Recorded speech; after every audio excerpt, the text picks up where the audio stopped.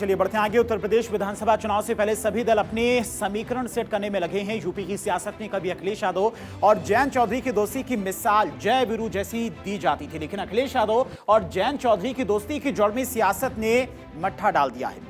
अब दोनों की दोस्ती की तलखियां खुलकर सामने आ रही। समाजवादी पार्टी के राष्ट्रीय अध्यक्ष अखिलेश यादव ने बिना नाम लिए केंद्रीय मंत्री जयंत चौधरी पर तंज कसते हुए कहा कि चवन्नी को रुपया बनाया, फिर भी हमें छोड़कर चले गए।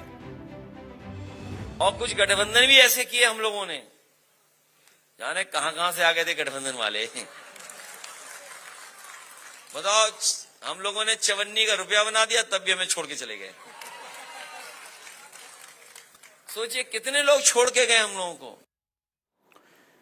2022 के विधानसभा चुनाव में जयंत चौधरी अखिलेश यादव के साथ थे, तब उन्होंने कहा था कि मैं कोई चवन्नी हूं जो पलट जाऊंगा। अब अखिलेश यादव ने उनके उसी स्टेटमेंट को आधार बनाकर उन पर हमला किया।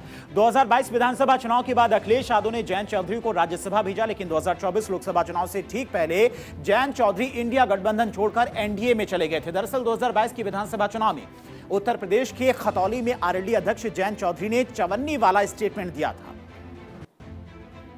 तो आज आपसे उम्मीद कर रहे हैं, मुझसे उम्मीद कर रहे हैं, मैं कोई चवन्नी हूं जो ऐसे करके जो पलट जाऊंगा। आरएलडी ने अखिलेश यादव की इसी स्टेटमेंट को जयंत चौधरी, किसानों और चौधरी चरण सिंह की विरासत का अपमान करार दिया है। 2027 की विधानसभा चुनाव में जनता की तरफ से इसका जवाब दिए जाने की बात कही है। अखिलेश यादव जी द्वारा माननीय जयंत चौधरी जी पर जिस तरीके की ओछी टिप्पणी की गई है, यह अत्यंत दुर्भाग्यपूर्ण और निंदनीय है। गठबंधन धर्म निभाना अगर आपको नहीं आता है तो इस तरीके की ओछी टिप्पणी करके कम से कम हमको शर्मिंदा ना करें कि हमने आपके साथ गठबंधन किया था। पश्चिम उत्तर प्रदेश की जनता आपको 2027 के चुनाव में जवाब देगी इस टिप्पणी का। दरअसल समाजवादी पार्टी और आरएलडी दोनों दावा करती हैं कि उनकी वजह से ही पिछले चुनाव में एक दूसरे को सीटें मिली थी। 2022 के विधानसभा चुनाव में समाजवादी पार्टी के साथ में राष्ट्रीय लोकदल ने गठबंधन में चुनाव लड़ा था।